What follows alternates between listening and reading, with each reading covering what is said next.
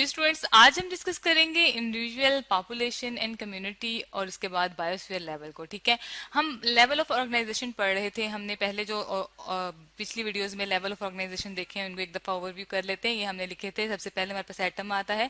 Atom मिलके molecules बनाते हैं और मॉलिक्यूल्स जो हैं बायो मॉलिक्यूल्स वो ऑर्गेनेली बनाते हैं और ऑर्गेनेली जो होते हैं वो सेल के पार्ट्स होते हैं और सेल मिलके हमारे पास फिर टिश्यू बनाते हैं और टिश्यू मिलके हमारे पास ऑर्गन बनाते हैं। ठीक है, जैसे हमारे नोज हैं, ठीक है, हार्ट है या लंग्स हैं, तो ये ऑर्गन मिलके हमारे पास ऑर्गन सिस्टम बनाते हैं। जो हमारे पास सांस लेने का सिस्टम है उसे हम रेस्पिरेटरी सिस्टम कहते हैं। डाइजेस्टिव सिस्टम जो है फूड को डाइजेस्ट करता है। ठीक है, अब ये जो ऑर्गन लेवल है या ऑर्गन सिस्टम है ये मिलके हमारे पास एक इंडिविजुअल बनाएंगे। ठीक है, एक इंसान, एक पूरा जीता जाता ऑर्गेनिज्म बना देंगे। ठीक है, तो वो जो इंडिविजुअल होता है वो मिलके फिर आगे पॉपुलेशन और वो सारी चीजें बनाता है। ठीक है, तो हमारे पास इंडिविजुअल जो होगा वो एक ऐसा ऑर्गेनिज्म होगा। ठीक है, एक लिविंग ऑर्गेनिज्म होगा। ठीक है, ऑर्गेनिज्म होगा जिसके अंदर डिफरेंट क्या होंगे, हमारे पास सिस्टम मौजूद होंगे। ठीक है, और इसकी एग्जांपल हम जो है एक डायग्राम से ले सकते हैं। जैसे हमारे पास ह्यूमन की आ जाती है। ठीक है, ह्यूमन में हमारे पास जो पूरा इंडिविजुअल होता है, देखिए उसके अंदर सारे सिस्टम मौजूद हैं। ये हमारे पास एक जो है बेबी बॉय है। ठीक है, तो इस बॉय को आप देख सकते हैं कि नॉर्मल जो है ये इंडिविजुअल है। ठीक है, इसके आईज भी हैं, इसके सारी बॉडी पार्ट्स हैं, इसके सारे सिस्टम है, ये सांस भी लेता है। ठीक है,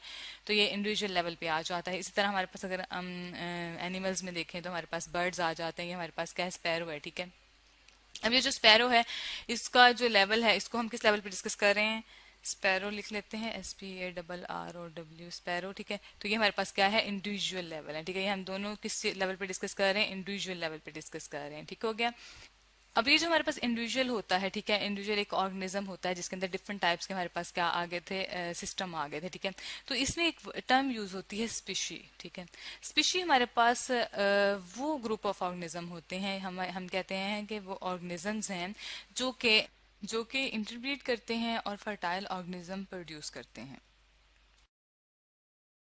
प्लस वो एक जैसे होते हैं। ठीक है, तो आप कह सकते हैं सिमिलर ऑर्गेनिज्म जो है ना, सिमिलर एक जैसे जो होते हैं ऑर्गेनिज्म होते हैं। ठीक है, और वो आपस में उसकी क्या, उसको स्पीशी के ग्रुप में हम क्यों रखते हैं, क्योंकि वो क्या कर सकते हैं, इंटरब्रीड कर सकते हैं और अपने जैसे इंडिविजुअल प्रोड्यूस करते हैं। ठीक है, तो ये लेवल जो है हमारे पास स्पीशी का इंडिविजुअल लेवल आ जाता है। ठीक है, लेकिन अगर कहीं पर एक ग्रुप ऑफ स्पीशीज रह रही हो तो फिर हम उसको क्या कहेंगे, तो हम उसको पॉपुलेशन कहेंगे। ठीक है, तो हमारे पास जो ग्रुप ऑफ स्पीशीज होती हैं, जो एक जैसी स्पीशीज, ठीक है, ग्रुप ऑफ स्पीशीज हम कहते हैं, जैसे एक जैसी स्पीशीज जो है वो एक जगह रह रही हैं। ठीक है, एक सेम स्पेस पे रह रही हैं। ठीक है, इसकी दो चीजें होंगी कि सेम स्पेस पे रह रही हूँ, स्पेस जगह पे, ठीक है, पानी में, हवा में, ठीक है, कहीं भी रह सकती हैं, और सेम टाइम में रह रही हूँ। ठीक है, तो हम उसको पॉपुलेशन कहते हैं। ठीक है, सेम टाइम पे सेम प्लेस पे एग्जिस्ट कर रही हैं कोई भी जो स्पीशी है, जैसे ह्यूमन की स्पीशी है, हम कह सकते हैं कि अगर ये हमारे पास एग्जिस्ट कर रही है, मतलब किसी स्पेसिफिक सिटी की पॉपुलेशन देखना चाहते हैं हम,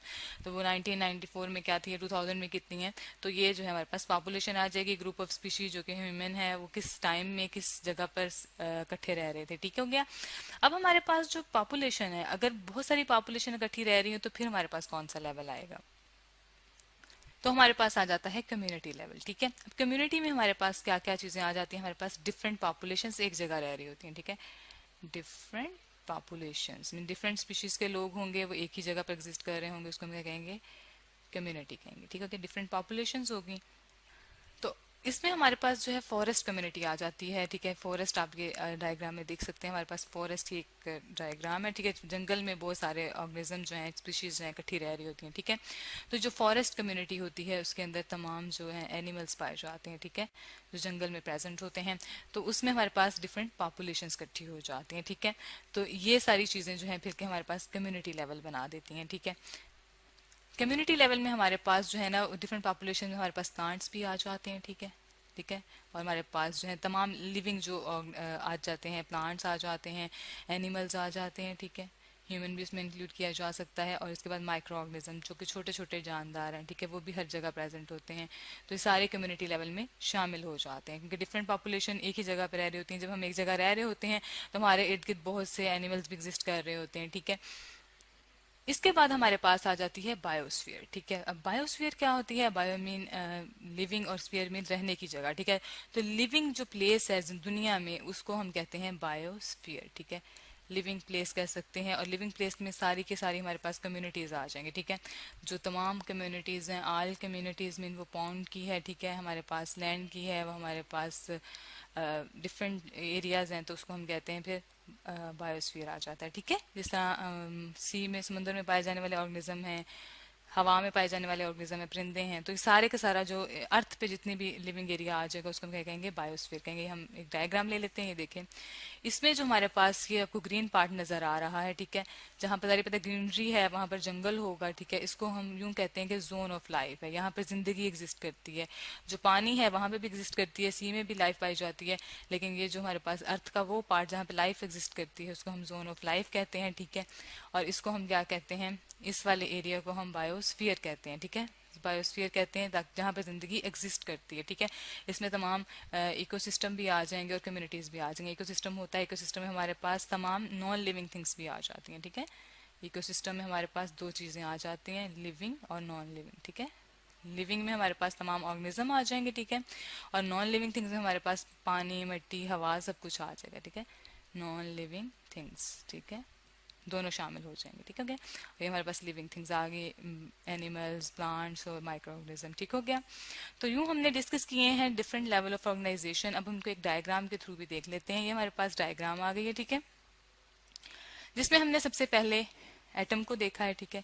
या आप देखते हैं सब एटॉमिक पार्टिकल्स मिलके एटम बनाते हैं, और एटम मिलके हमारे पास मॉलिक्यूल बनाता है, मॉलिक्यूल्स मिलके ऑर्गेनेली बनाते हैं, और ऑर्गेनेली मिलके सेल बनाता है, और सेल एक जैसे जब होते हैं तो टिश्यू बनते हैं, और टिश्यू से फिर ऑर्गन और ऑर्गन सिस्टम बनता है। जैसा कि आपको डाइजेस्टिव सिस्टम नजर आ रहा है, फिर एक इंडिविजुअल बनता है, और एक जैसे इंडिविजुअल जब एक जगह पर रहते हैं, एक जैसी स्पीशीज जब रहती हैं तो उसको हम पॉपुलेशन कहते हैं, और पॉपुलेशंस मिलके कम्युनिटी बनाती हैं, और फिर हमारे पास पूरे अर्थ का वो लिविंग स्पेस बनता है जिसे हम बायोस्फीयर कहते हैं।